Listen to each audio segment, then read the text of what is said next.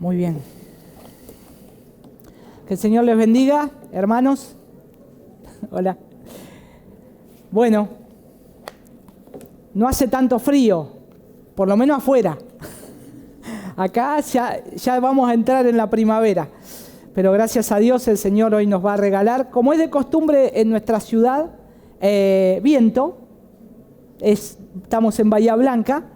Pero ya empiezan un poquito los días más lindos, así que bueno, y por eso también oramos por estos cambios de temperatura que nos afectan también a todos en esta transición de temporadas de invierno a primavera, con las alergias, los resfríos y todo lo demás. Estamos orando por hermanos que también están enfermos, ¿sí? Así que seguimos orando por la familia Villatoro, por Ariel y Karina, por Leo y Yemi también y sus hijos. Y bueno, todos los hermanos que también están con alguna dolencia. Y vamos a ir al tiempo de la palabra del Señor. Les invito a que me acompañen ahí en Juan capítulo 15.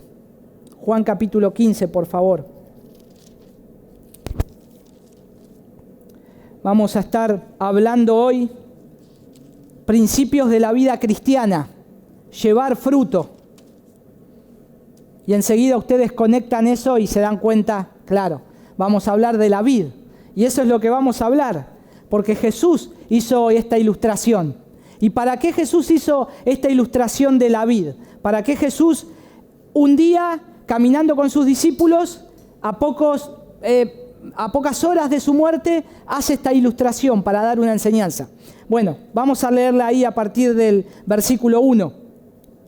Dice así: yo lo voy a leer de la versión de las Américas y ustedes se van a dar cuenta que cuando utiliza la Reina Valera la palabra pámpanos, la Biblia de las Américas lo traduce como sarmiento.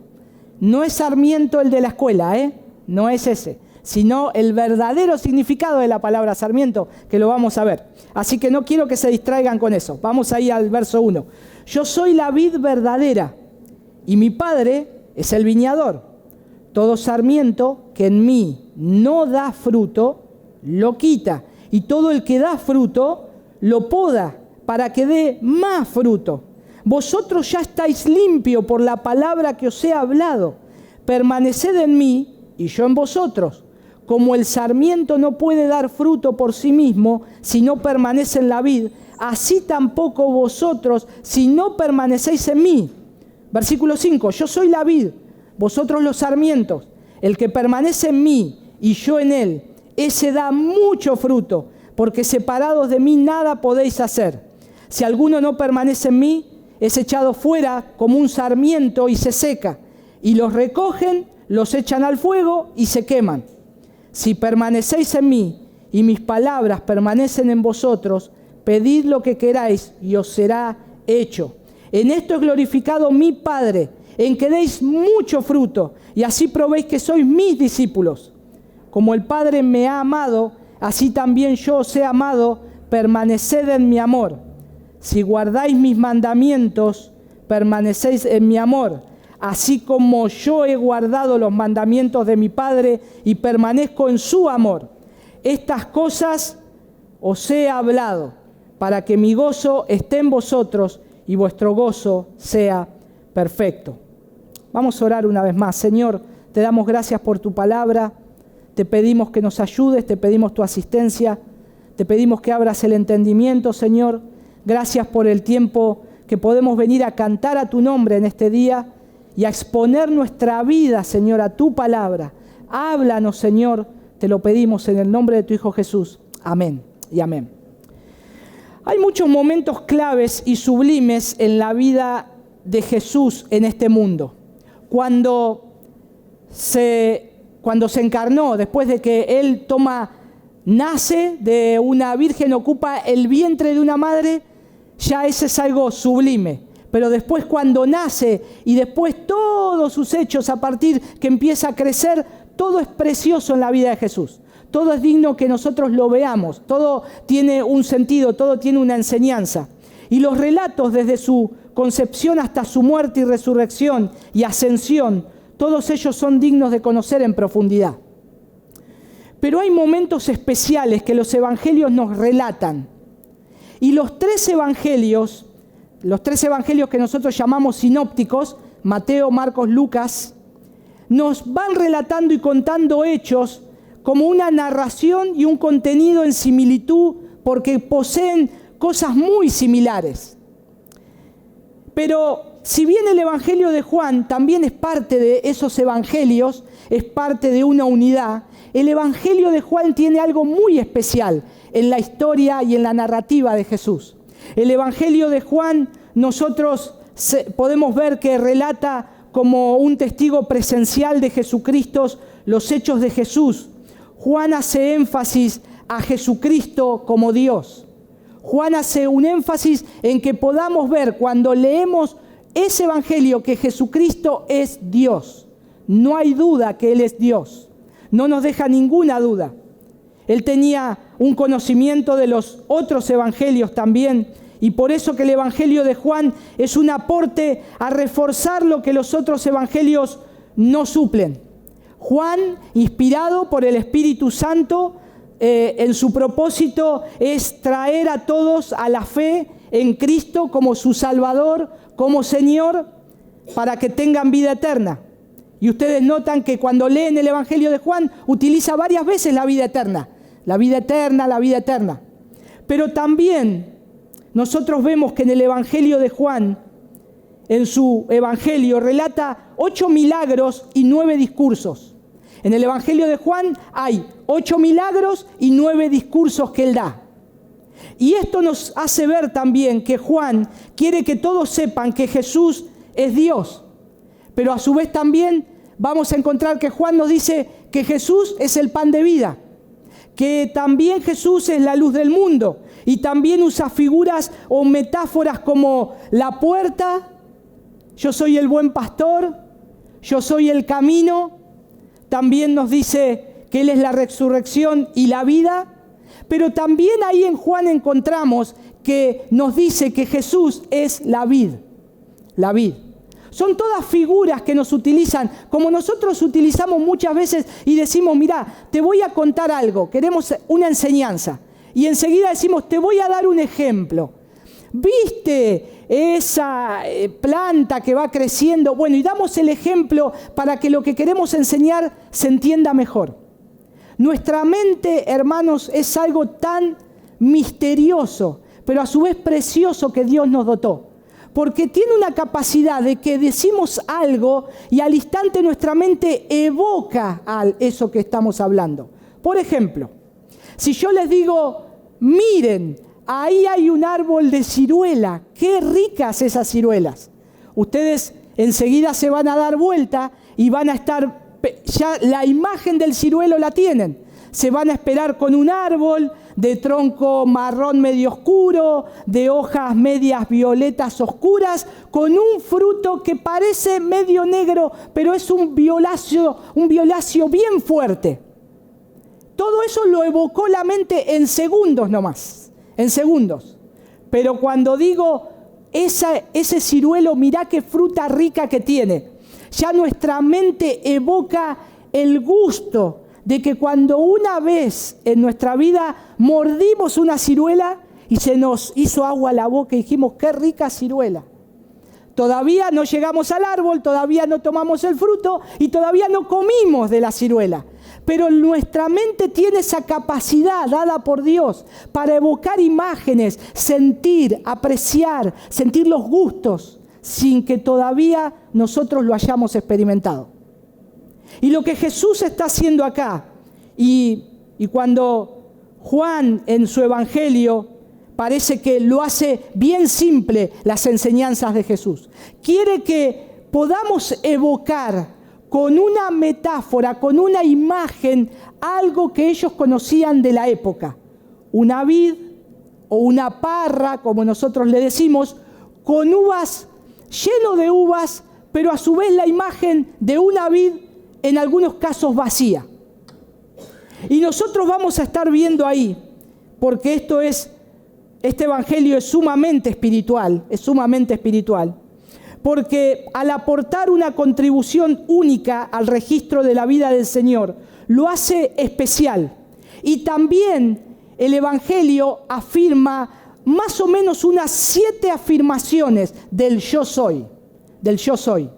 ¿Cómo empieza nuestro texto de Juan capítulo 15, versículo 1? Si ustedes ven ahí, dicen, yo soy, yo soy. Así el Evangelio de Juan en 7 ocasiones también comienza y son enfáticas y identifican a Jesús como Dios y Mesías. Y una de esas afirmaciones es como comienza el texto. Y en esta exposición, hay ciertos puntos básicos en relación con la alegoría de la vid y los pámpanos. Porque los capítulos del capítulo 13, los capítulos más atrás, el capítulo 13 al 17:26, al capítulo 17:26, Jesús va a apuntar su ministerio a sus discípulos. Él ya no va a estar con la gente, con toda la gente popular.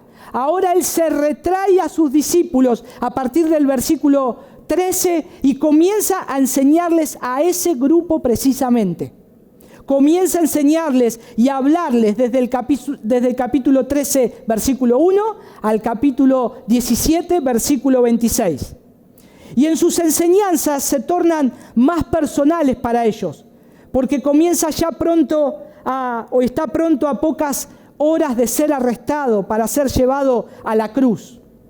Y esas palabras también desde el capítulo 13, pasando por este texto, están cargadas de profundidad espiritual.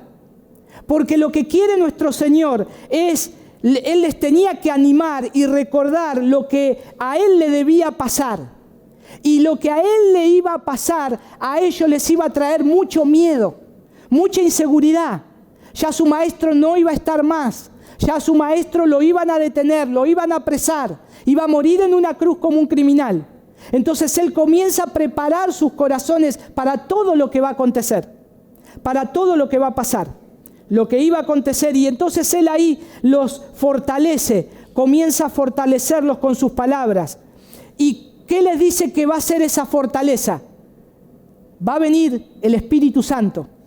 Les conviene que yo me vaya, porque el Espíritu Santo es lo que los va a llenar de poder para que en medio de la adversidad ustedes me sean testigos. Cerrando el capítulo 17 con la oración más preciosa que los evangelios nos pueden relatar. Y Juan lo hace acá cuando ora por sus discípulos.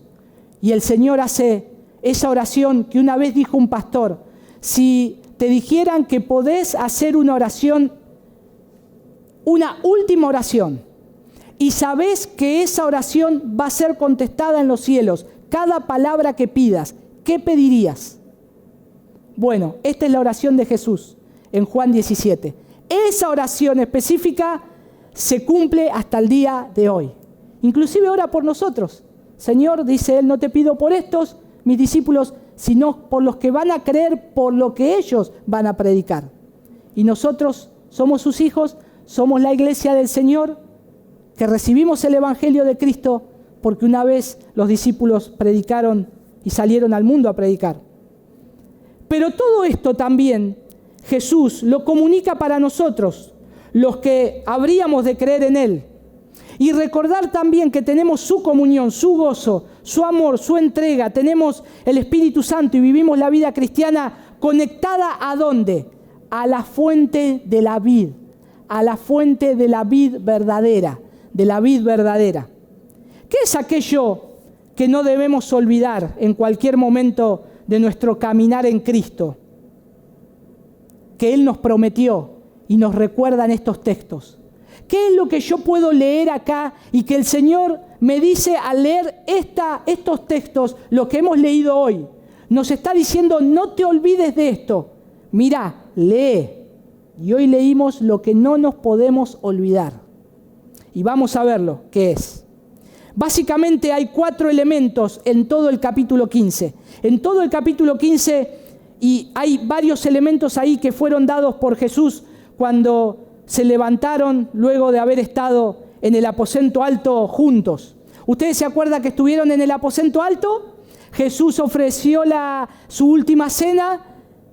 Ya Judas había tomado el pan, comió, el Señor le mojó el pan, comió, se fue para entregarlo al Señor, ya no estaba con ellos, y ahora Jesús empieza a decirle estas palabras en el capítulo 15. Pero estas palabras, y es probable que luego del verso 31, ustedes tienen ahí, noten que el versículo 31 dice del capítulo 14, pero para que el mundo sepa que yo amo al Padre y como el Padre me mandó, así hago. Levantaos y vámonos de aquí. O sea, estas palabras no se dieron en el aposento alto. Estas palabras no se dieron en ese lugar, sino que ellos empezaron a moverse. Jesús los siguió dando estas enseñanzas del capítulo 15, capítulo 16 y capítulo 17, podríamos decir de parado. De parado. ¿Cómo de parado? ¿Vieron cuando nosotros decimos, bueno, estamos acá hablando y ahora nos levantamos y nos vamos? Y nos quedamos charlando un rato en la puerta, media hora, o vamos caminando, ¿me acompañás 3 cuadras? Y vamos charlando. ¿Y cuántas cosas hablamos? Capaz que hablamos más cosas que de lo que estuvimos acá reunidos. Bueno, así hizo Jesús acá. Cuando Él le dice, levantaos, vámonos de acá, Él empieza a hablarle esas palabras a los discípulos, desde el lugar del aposento alto hasta el huerto de Getsemaní. Las palabras que Jesús les da en el capítulo 15, 16 y 17 están enseñadas del trayecto del aposento alto al huerto de Getsemaní. ¿Saben cuánto había del aposento alto al huerto de Getsemaní? Aproximadamente 15 cuadras. Es como si Jesús estuviera acá y nos empieza a hablar desde acá hasta la Plaza Rivadavia, caminando. Todo ese trayecto son los capítulos 15, 16 y 17 de la enseñanza de nuestro Señor. No perdía el tiempo el Señor, siempre tenía cosas muy urgentes que comunicarle a los discípulos. Y lo que les enseña acá, en estas 15 cuadras, 4 elementos que resaltan. En primer lugar, el capítulo 1, el versículo 1 al 8 del capítulo 15, Él les va a hablar de los frutos, de los frutos. Él quiere dejar bien en claro cómo el cristiano da frutos. A su vez después, en el capítulo 9 al 17, les va a hablar del amor que ha sido derramado en ellos, del amor que viene del Padre, del amor que Él tuvo por ellos. En el capítulo 18 al 25, Él en ese trayecto, y calculo que ya faltando pocas cuadras para llegar al huerto de Getsemaní, comienza a hablarles acerca del odio. Los van a odiar, los van a perseguir. No tengan temor, yo voy a estar con ustedes. Y los últimos versículos del capítulo 15, del 26 al 27, les dice, va a venir el Consolador, el Espíritu Santo, y nunca más se va a ir de al lado de ustedes. Yo ahora los voy a dejar por un tiempo, pero este va a estar con ustedes todos los días, todos los días.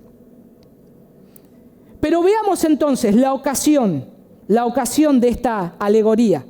Ustedes saben que la alegoría pretende dar una imagen a lo que no tiene imagen. La alegoría, cuando escuchamos la palabra alegoría, es que nos van a contar algo que necesitan personificarlo, graficarlo, porque lo que te quiero enseñar no tiene una imagen. Entonces te lo tengo que demostrar con algo práctico, para que pueda ser mejor entendido.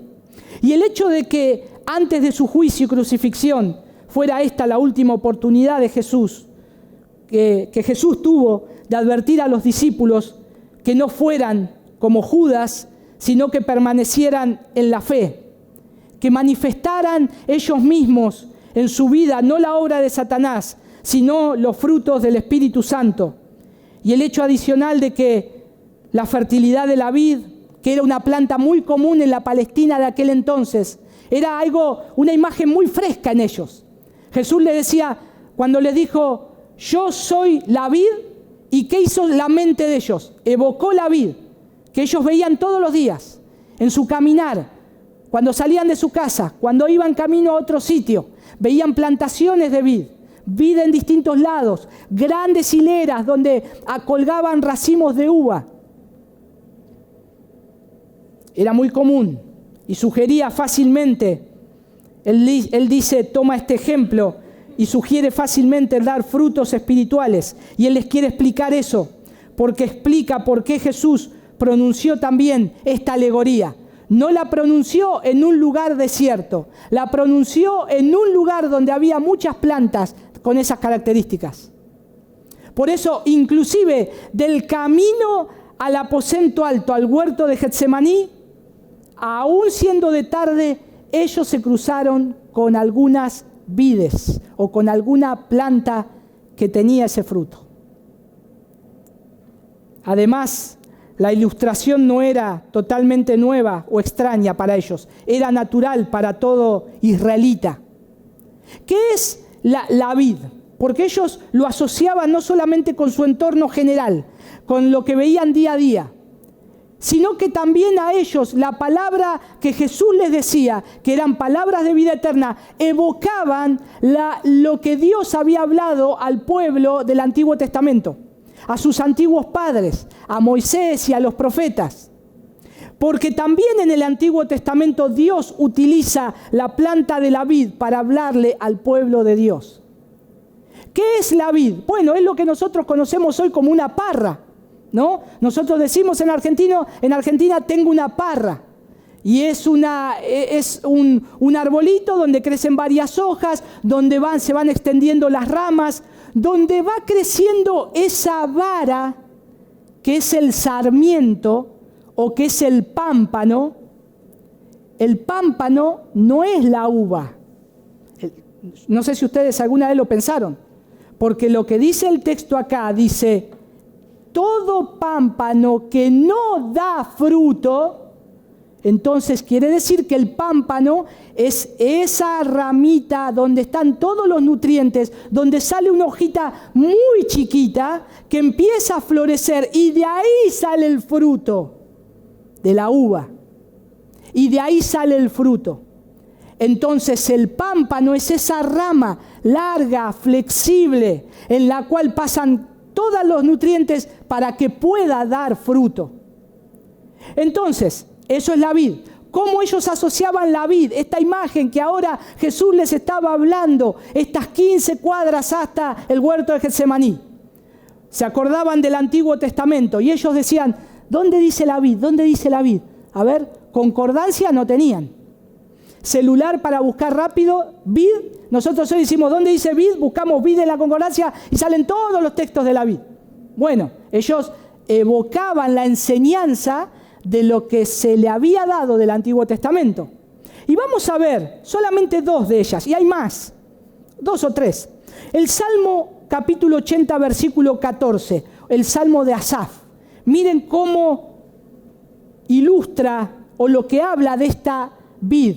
¿Cómo lo toma? Dice, versículo 14. Oh Dios de los ejércitos, vuelve ahora y mira desde el cielo y considera y visita esta viña. ¿Qué había pasado con la viña? Estaba mal, había que atenderla.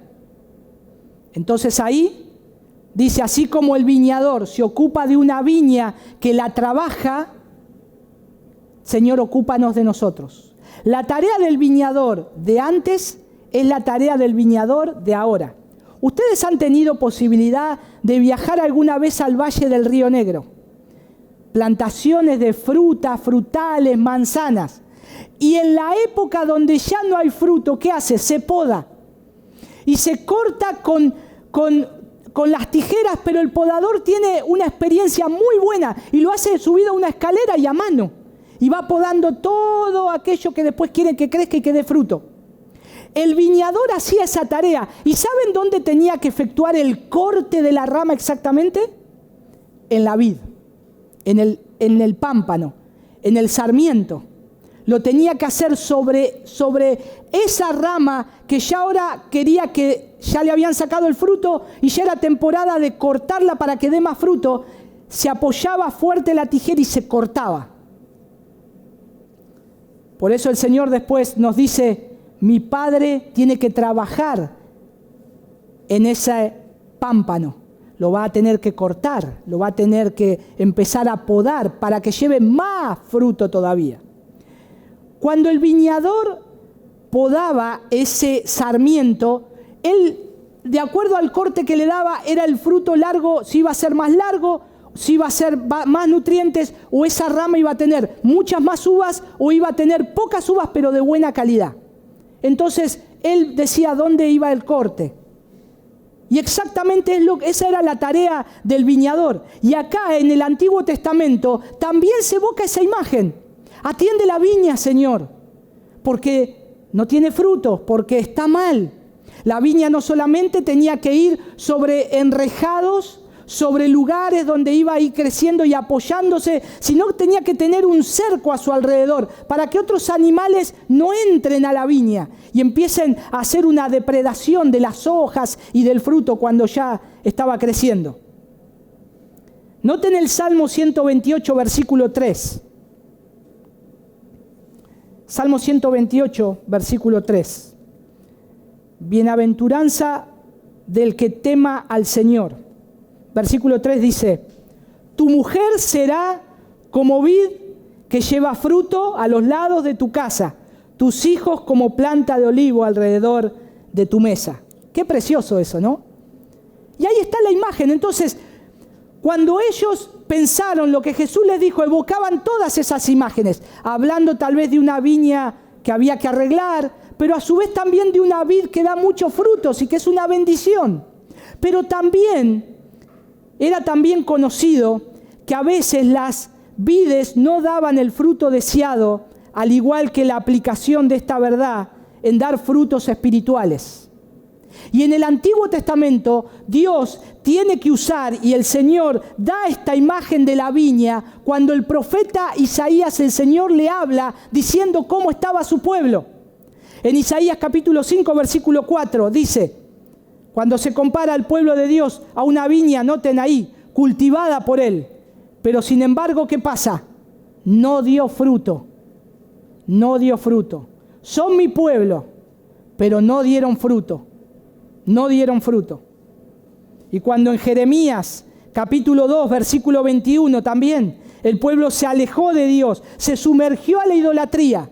¿Qué es lo que pasó? Dios le habla, y todo esto debe tenerse también presente, porque Dios le habla. Y ahí en Jeremías capítulo 2, versículo 21, déjenme que busco acá las referencias. Jeremías capítulo 2, versículo 21.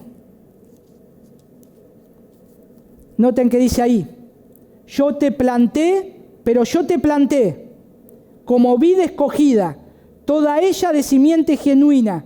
¿Cómo pues te has vuelto delante de mí, sarmiento degenerado de una vid extraña? Tremendo, ¿no? El pueblo se había prostituido y Dios le está diciendo: yo te planté en el lugar correcto y lo que te tenía que llevar era lo correcto. ¿Cómo puede ser que ahora estás dando un fruto que no tiene que ser el fruto que tenés que dar? Entonces, todas estas imágenes, aún las del Antiguo Testamento, deben tenerse en cuenta para poder entender Juan capítulo 15. Porque Jesús lo que está evocando acá es, acuérdense, el pueblo de Israel era una vid que se prostituía y se corrompía y no daba buenos frutos. Ahora, en este nuevo pacto, yo soy la vid verdadera. Y no se van a prostituir más, porque van a estar conectados a mí y van a llevar fruto, y van a dar fruto en abundancia. Todo lo que pasó en el antiguo pacto era la imagen de lo perfecto que iba a venir. Ahora el pueblo iba a estar, los hijos de Dios, el pueblo de Dios, conectados a la vid verdadera. Por eso Jesús dice: yo soy la vid verdadera. La vid del Antiguo Testamento, el Señor les decía lo que tenían que hacer y ustedes desobedecían. Y Dios les mandaba: obedezcan. Ahora estamos unidos a Cristo. Ahora están unidos a mí. ¿Cuál es el significado básico de esto que Jesús está dando acá de Juan capítulo 15? De por qué llevar fruto. Y esto debería colocarse el énfasis donde realmente corresponde. Si bien Jesús habla acerca de varias cosas, tales como la vid verdadera ustedes lo tienen ahí en el texto, el viñador, los pámpanos, dar fruto, el cortar, el quemar los pámpanos estériles, etc. Hay acá una lección principal que no nos podemos olvidar de este texto. Hay una lección principal. Y así como un pámpano da fruto solo si permanece en la vid, así también los creyentes producirán fruto espiritual solo si permanecen en Cristo. Así como el pámpano da fruto conectado a la vid, así todo creyente va a dar fruto conectado a Cristo. Esta es la enseñanza. En consecuencia, entonces el mandato que subyace de toda la sección es: permanezcan en mí para que puedan dar fruto y ese fruto sea abundante. Permanezcan en mí. Y el resultado, claro, nosotros vemos que, de hecho, la idea principal por la frecuencia con que ocurren las palabras es dar fruto y permanecer. Dar fruto y permanecer. Son dos cosas claves. Entonces ahora, ya entrando en el texto y ya sabiendo la imagen que tenemos que tener, la misma imagen que tenían los discípulos cuando estaban recibiendo esta enseñanza de Jesús, es la misma que hoy el Señor nos quiere poner en nuestra mente. Esa vid, ese fruto, pero también esa rama, ese sarmiento, ese pámpano, que es ahí donde acontece todo lo que va a dar ese fruto o no lo va a dar. Entonces ahora nuestro texto dice: yo soy la vid verdadera y mi Padre es el viñador. Todo pámpano que en mí no da fruto, lo quita. Y todo el que da fruto, lo poda para que dé más fruto. ¿Qué hay acá? Dos clases de personas. Dos clases de grupos. Vamos a ir a estos dos grupos que son metafóricamente. En primer lugar, el pámpano que da fruto. ¿Qué dice ahí el texto? Versículo 2b, el que le dice lo que leímos recién. ¿Qué pasa con el que da buen fruto? El Señor lo va a podar, lo va a cortar. ¿Para qué? Para que dé más fruto todavía. Más fruto. Noten el versículo 5. Yo soy la vid, vosotros los pámpanos o los sarmientos. El que permanece en mí y yo en él, ese da mucho fruto, porque separado de mí nada podéis hacer. De vuelta, da fruto, separados de él no podemos hacer nada.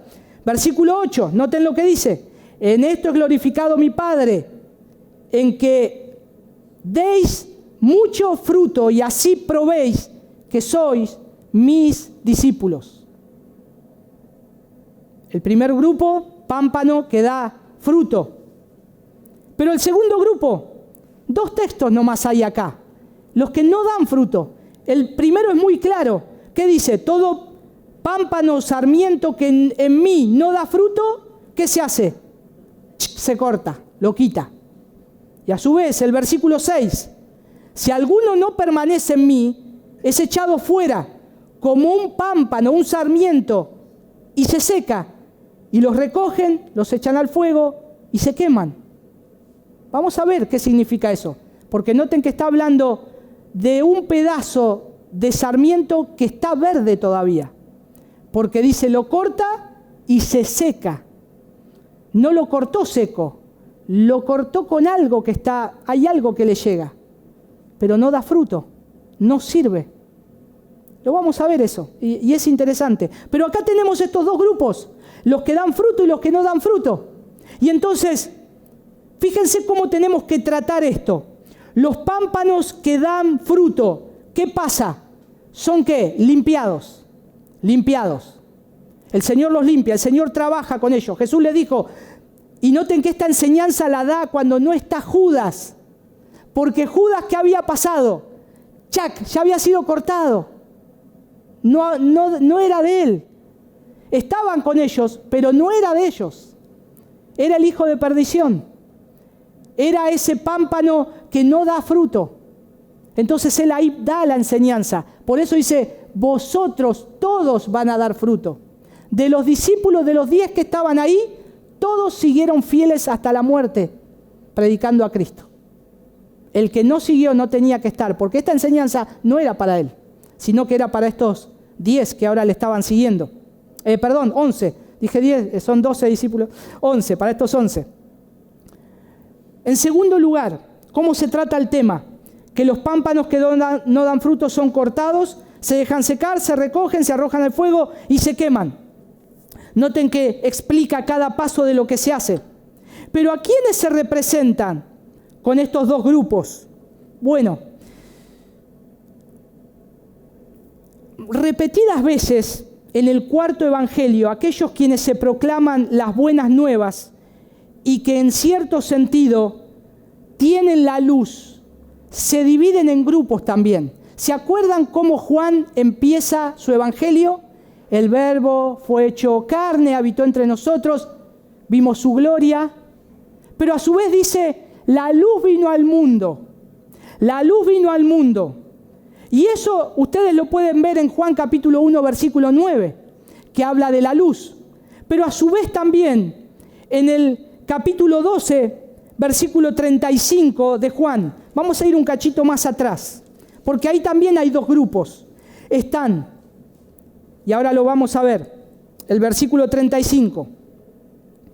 Jesús entonces les dijo, todavía por un poco tiempo la luz estará entre vosotros. Caminad mientras tenéis la luz, para que no os sorprendan las tinieblas. El que anda en la oscuridad no sabe a dónde va. Versículo 36. Mientras tenéis la luz, creed en la luz, para que seáis hijos de luz.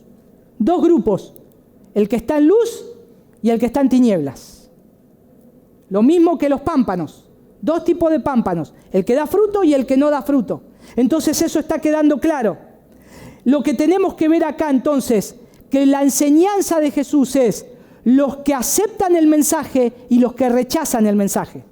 Los que aceptan el mensaje de Cristo y los que rechazan el mensaje de Cristo. ¿Qué hicieron los hombres? La luz vino al mundo, pero ellos amaron más las tinieblas que la luz. ¿Podían haber corrido a la luz? Sí, por supuesto, todo el mundo puede correr a la luz. Pero su naturaleza inclina para el lado de la perdición. Están muertos en sus delitos y pecados. Por lo tanto, nosotros tenemos acá algo parecido en la vid.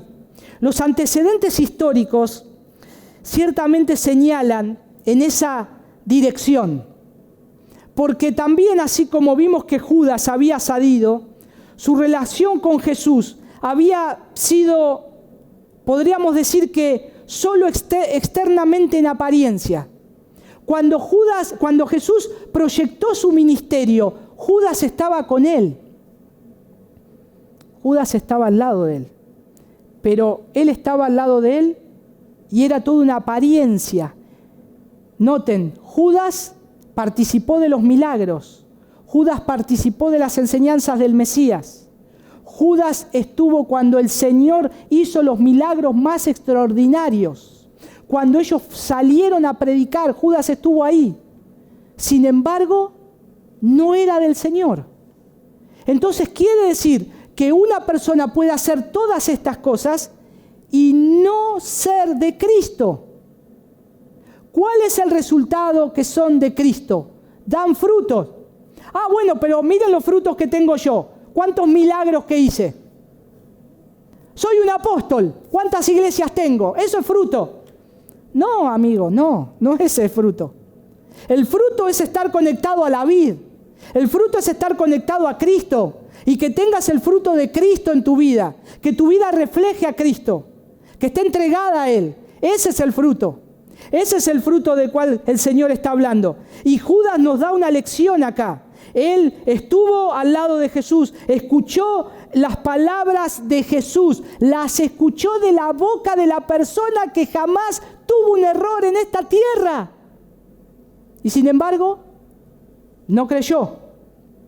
Ahí en Juan capítulo 13, versículo 18, miren lo que dicen. Un poquito más atrás, Juan 13, 18. El Señor está hablando acerca de la humildad. Le lava los pies. ¿Qué dice ahí?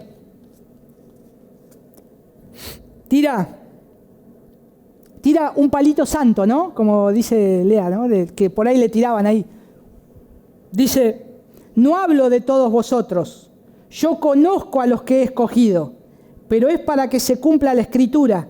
El que come mi pan ha levantado contra mí su calcañar. Y el Señor le había lavado los pies a Judas. Y Judas ahí ya lo va a entregar. O sea, ya eso estaba en el corazón de Judas. Ya Satanás ya lo había puesto. Y él tenía que hacer la voluntad de Dios. Judas aún tenía que hacer la voluntad de Dios, siendo influenciado por el enemigo. Pero Jesús le dice, yo los estoy limpiando, aunque no todos están limpios. Ustedes se van a tener que volver a lavar los pies. Ya ustedes fueron lavados. Y se acuerdan que Pedro dice ahí, ¿cómo me vas a lavar, Señor? Lo tengo que hacer, Pedro. Si no, no vas a tener parte en el reino de los cielos. Señor, lavame todo, tirame el balde de agua arriba. Entonces, lo que estaba diciendo es, ustedes ya están limpios. Yo ya los escogí para salvación. Ustedes están conectados a mí, no se van a perder. Pero tengo que darles esta enseñanza para que ustedes se acuerdan, porque yo no voy a estar más, va a estar el Espíritu Santo, pero acuérdense de lo que les digo, ustedes los van a conocer por los frutos. Ustedes van a conocer que los cristianos que van a venir después de mí están conectados a la vid, porque tienen la vida misma mía adentro de ellos. Y no van a poder escapar a esta ilustración, les va a servir. Y Judas estaba ya camino a la destrucción.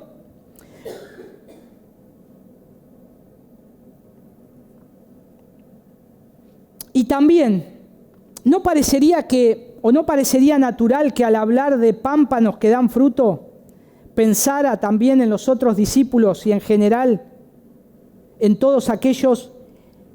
Dada la oración de Juan capítulo 17, ¿no está conectada a la iglesia de hoy? Que nosotros, la enseñanza esta, que nosotros estamos conectados a esa vid. Estamos conectados. Porque no solamente Él ora por ellos, ora por nosotros, que también vamos a estar conectados a Él. Y esto es algo precioso también, porque esta conclusión respecto al significado de estas dos metáforas, pámpanos que dan fruto, pámpanos que no dan fruto, se fortalece mucho con un pasaje idéntico que se encuentra en dos relatos que describen los sucesos de la misma noche. Acá en el capítulo 15 no se explica este pasaje, pero en el capítulo 13, donde también se encuentra, se le agrega la explicación. El pasaje al cual nos referimos es Juan 13:10. Vosotros ya estáis limpios. Vosotros ya estáis limpios. Con lo que dice Juan capítulo 15, versículo 3. Vosotros ya estáis limpios por la palabra que os he hablado. Ya estáis limpios. Ustedes ya están conectados a mí. Ahora, no nos saquemos de estos dos grupos. Ya dijimos que hay dos grupos acá. Los pámpanos que no dan fruto y los que sí dan fruto. Vamos a ir al grupo A. Vamos a ponerle al grupo a los pámpanos que dan fruto, el grupo A. Vamos al grupo A. El pámpano que da fruto. ¿Qué dice? Son limpiados. ¿Y a quién representa esto? Bueno, representa a todos aquellos que no solo entran en íntimo contacto con Cristo y el Evangelio, sino también, por la gracia soberana de Dios y a través de la fe, aceptan a Cristo. Estos son los pámpanos que dan fruto. Son aquellos que representan a todos los que entran en ese íntimo contacto con Cristo y el Evangelio, y que a su vez son llamados por la gracia soberana de Dios a través de la fe y aceptan a Cristo. Aceptan a Cristo. Y el otro grupo, el pámpano que no dan fruto, grupo B, podríamos decirle, los que no dan fruto, son cortados, quemados, representan a todos los demás que han estado en contacto íntimo con Cristo y el Evangelio, pero no han creído. Nunca fueron de Él. Entonces esto nos deja una enseñanza. Puedo estar cerca de Cristo y no ser de Él. Puedo estar siendo partícipe de los milagros, ver, pero no ser de Él. Puedo venir a la iglesia, pero no ser de Él. Puedo leer la Biblia y no ser de Él. Puedo orar y no ser de Él. Este es un claro ejemplo, hermanos, que tengamos en cuenta si estamos unidos a Cristo. El versículo 6 dice, el que en mí no permanece es echado fuera como cualquier pámpano y se seca y lo echan en el fuego y arden. De los versículos 4 al 6 usa la palabra permanecer en mí claramente. No podés estar solo. No podés vivir una vida cristiana solo. Tenés que estar permaneciendo en mí, pegado a mí. ¿Y qué es permanecer en mí? Es quedarse, persistir, estar en Él. Noten lo que dice un comentarista respecto a esto. Dice, el hecho de permanecer constituye una evidencia de que la salvación ya ha tenido lugar. El fruto o la evidencia de salvación es la permanencia y la continuidad en el servicio a Él y en su enseñanza.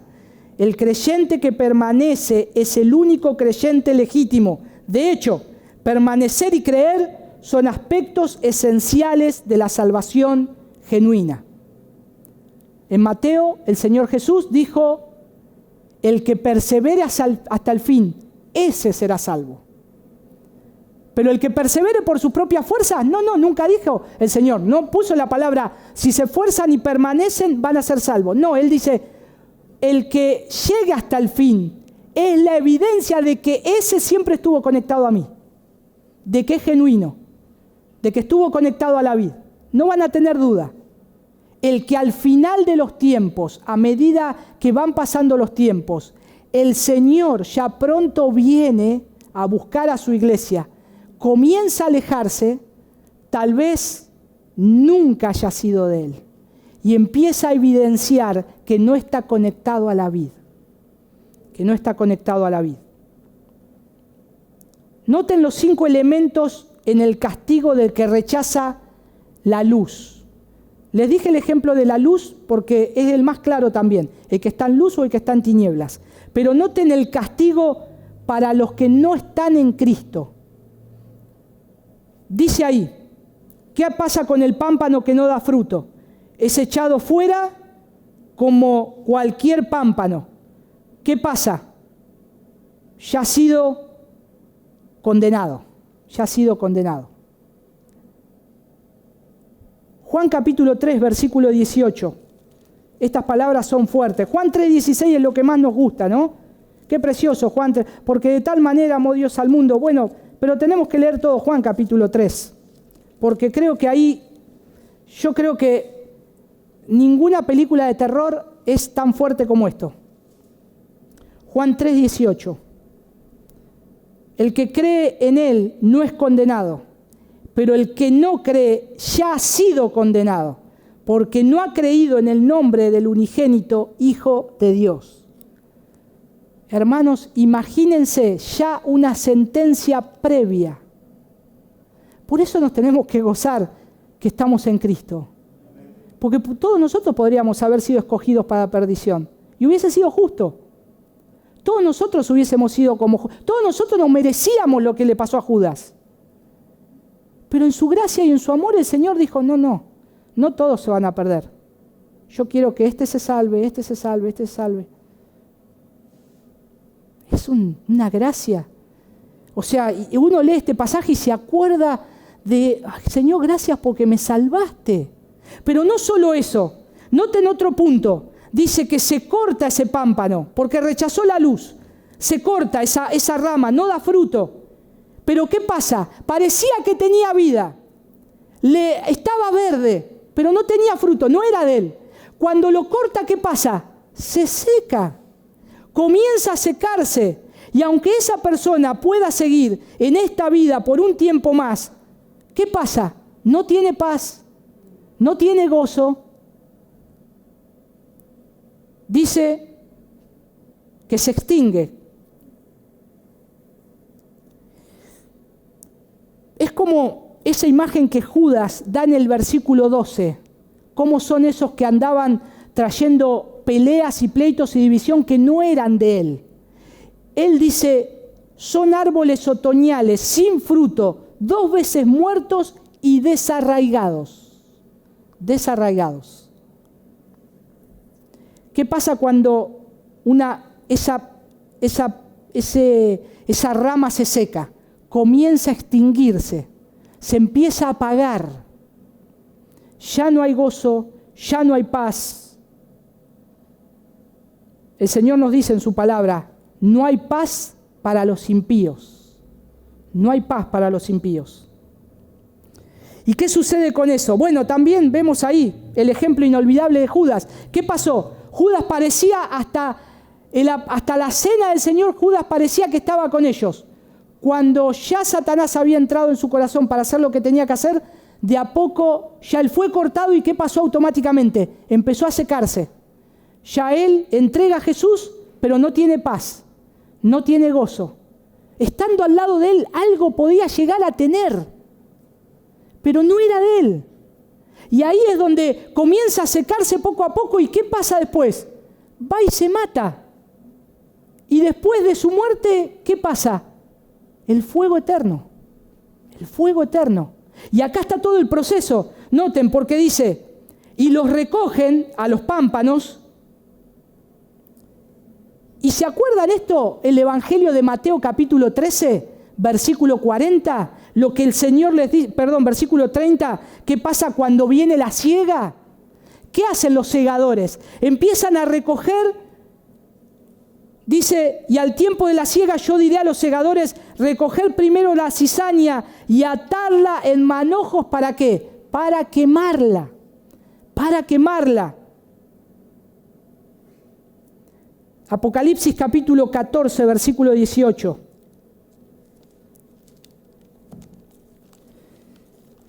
Apocalipsis 14, 18. Miren lo que dice. También es tremendo.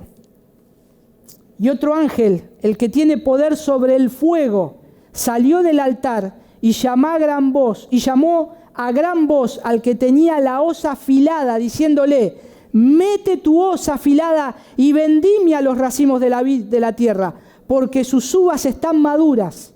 El ángel blandió su hoz sobre la tierra y vendimió los racimos de la vid de la tierra y los echó en el lagar del furor de Dios. Y el lagar fue pisado fuera de la ciudad, y del lagar salió sangre que subió hasta los frenos de los caballos por una distancia como de 320 kilómetros. Sacá todo aquello que no da fruto. Sacá todo aquello. Y eso Dios lo hace. Y Dios un día lo va a hacer. Lo va a hacer. Y el Señor, recordemos, va ejecutando sus juicios cada tanto. Y vemos personas que son cortadas, donde parecían que eran hijos de Dios y no lo son. Y eran ramas secas. ¿Qué nos sigue diciendo acá el texto? 2 imágenes más. Los echan al fuego. Otra vez, si Mateo capítulo 13, versículo 41 y 42, dice que los segadores, dice que Él enviará al Hijo del Hombre a sus ángeles y van a recoger de su reino a todos los que sirven de tropiezo y a los que hacen iniquidad y los echarán en el horno de fuego.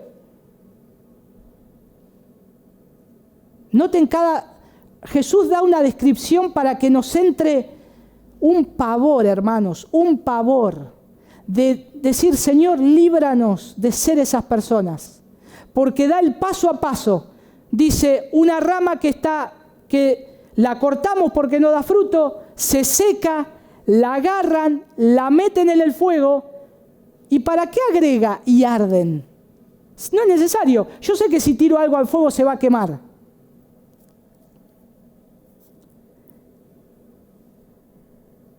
¿Qué es? Y arden.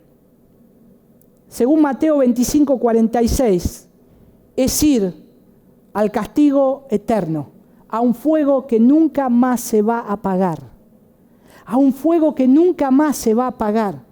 Imagínense, hermanos, estar atormentados en una llama que nunca más se va a apagar. Y el Señor permita que todos tus sentidos estén intactos para que tengas que sufrir su ira. Y rogar que pare alguna vez, y nunca va a parar, nunca va a parar. irán al castigo eterno. Este quemarse no significa aniquilación. Resulta claro también de pasajes, como Marcos 9:43, el fuego que no puede ser apagado. O el versículo 48, el fuego que nunca se apaga. O Apocalipsis capítulo 20, versículo 10, y serán atormentados día y noche por los siglos de los siglos. Junto con ellos va a estar el diablo, el falso profeta también, ¿no? Finalmente, para los que permanecen en Cristo hay una gran promesa. Ahora, es como que cuando uno lee esto respira, ¿no? Decir, Señor, gracias. Pero cuidado, hermanos, cuidado. El que cree estar firme, cuidado que no caiga. Cuidado.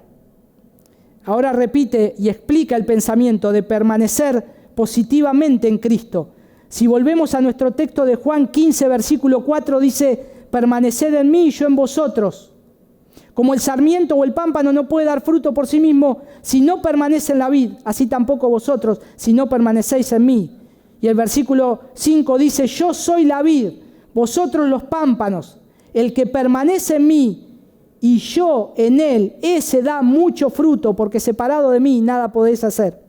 Y aprendemos lo que significa obedecer las palabras de Cristo, de forma que éstas llegan a ser la dinámica de la vida de la persona. Y también asumen el control completo de ella. Porque nótense acá que no solo permanecéis en mis palabras, dice, sino mis palabras permanecen en vosotros.